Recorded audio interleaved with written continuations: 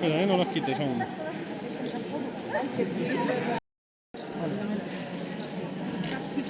Vale.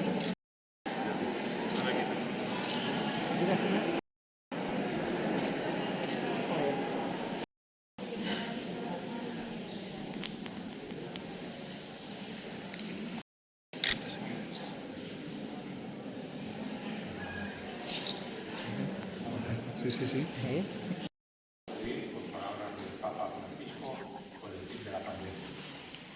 Como harías manteniendo siempre tu salvación del pueblo, es algo que necesitamos y estamos seguros de que proveerás para que como en Caná de Galilea, para que con su gracia y espíritu de servicio a nuestra fiesta consigan, para ellas y para todos los que participan, la protección y el amparo de la Madre de Dios del Desamparados.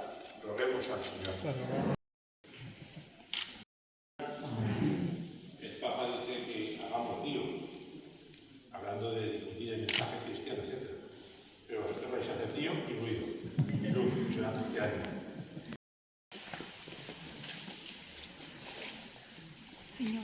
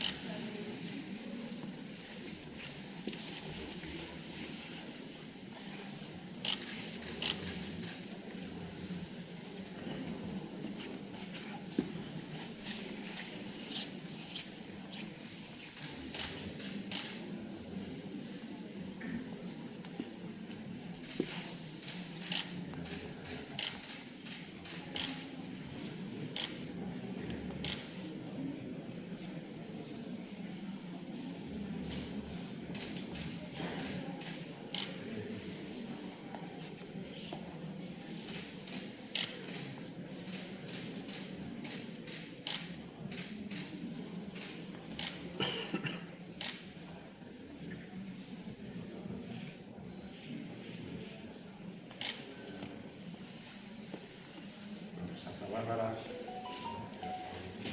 que Santa Bárbara acoja la oración de todos vosotros y ya podéis empezar a hacer el monasterio y llama a la protección. Que no se quede nadie dormido en Valencia. Podéis ir en paz.